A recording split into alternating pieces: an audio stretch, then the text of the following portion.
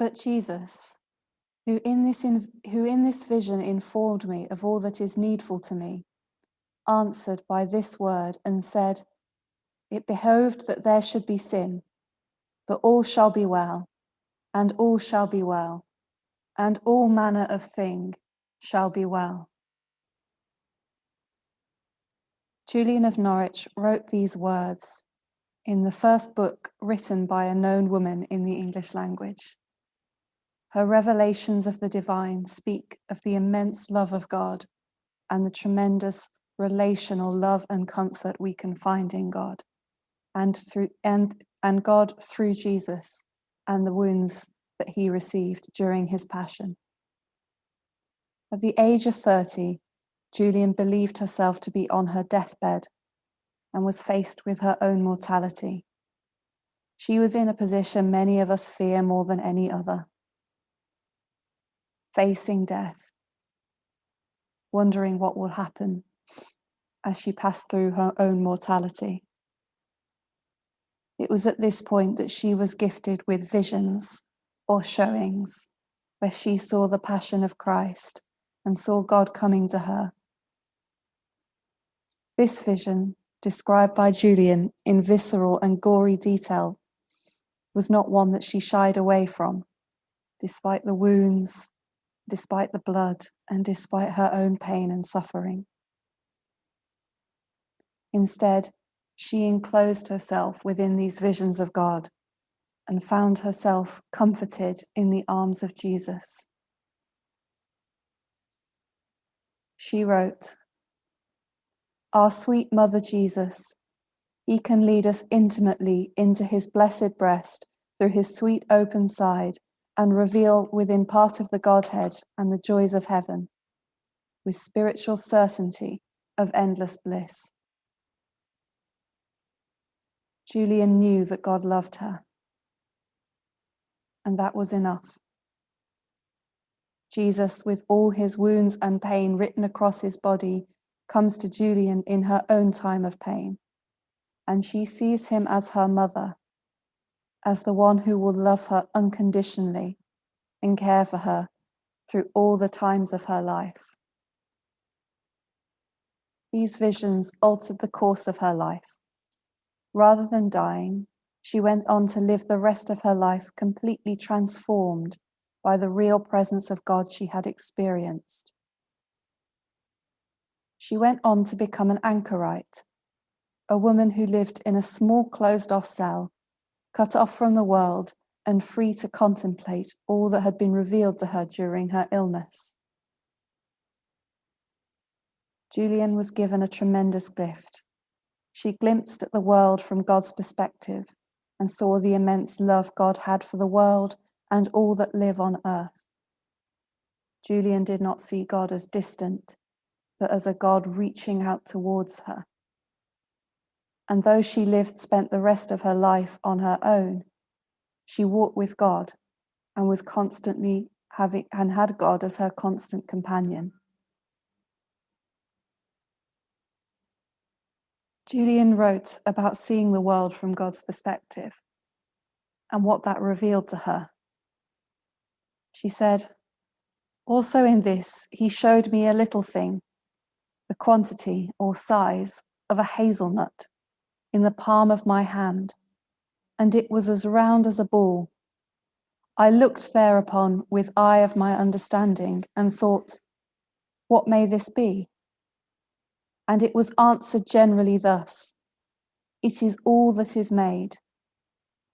I marvelled how it might last, for I thought it might suddenly have fallen to nothing for being so little. And I was answered in my understanding, It lasteth, and ever shall last, for that God love it. And so all thing hath the being by the love of God. In this little thing I saw three properties. The first is that God made it. The second is that God loves it. The third is that God keeps it. But what is it to me, verily, the maker, the keeper, and the lover? I cannot tell. For till I am substantially owned to him, I may never have full rest, nor very bliss. That is to say, till I be so fastened to him that there is nothing that is made between God and me. Julian saw how small creation is compared to God, all of it seeming as though it was the size of a hazelnut in her hand. And yet, the size of creation was not how God saw it. Instead, she saw that all creation had three important properties: that God made it, that God loves it, and that God keeps it. In this way, she knew that we were not only all made in God's image, but held by the love of God, persisting through that love. Her visions allowed her to see the power of God in relation to the created world, in relation to herself, in relation to kings and princes and rulers and the wealthy, and seeing how insignificant all created power was compared to that of God. But rather than being scared by this power, she saw the tremendous love of God through God's relationship with creation. It's something we see in Genesis. God relates to the world before there is any sentience to reach back to his calling. He does not create the world, but calls it forth into being, saying, "Let there be light, let there be day, let there be night." The sun, the moon, the creatures of the earth, he gives them names to relate to a humanity he envisaged and loved before its conception. Creation is a love letter from God to humanity, a gift beyond all repayment. And this is what Julian of Norwich saw, writing that in our making we had beginning, but the love wherein he made us was in him from without beginning. In this way, from the silence of her contemplation and from her experience of pain and fear, Julian of Norwich gained a great and simple insight.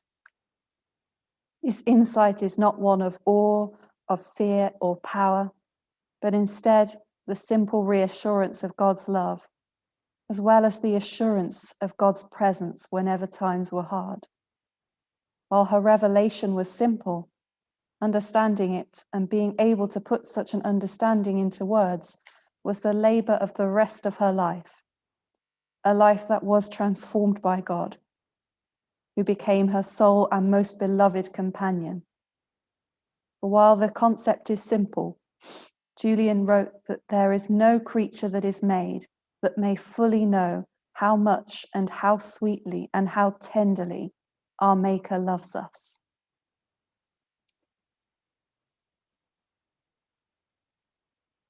As we go forward into our next period of silence, I invite you to think about and contemplate these questions. What does it mean to be comforted by God? How can we see God as our mother? How can we gain closeness with God from times of fear and pain? What does it mean to be alone with God? How can we be transformed through our encounters with God? And also, how do we see ourselves? And maybe compare that to how we think God might see us. Now, like Julian, I invite you to go into silence and think about the love of God.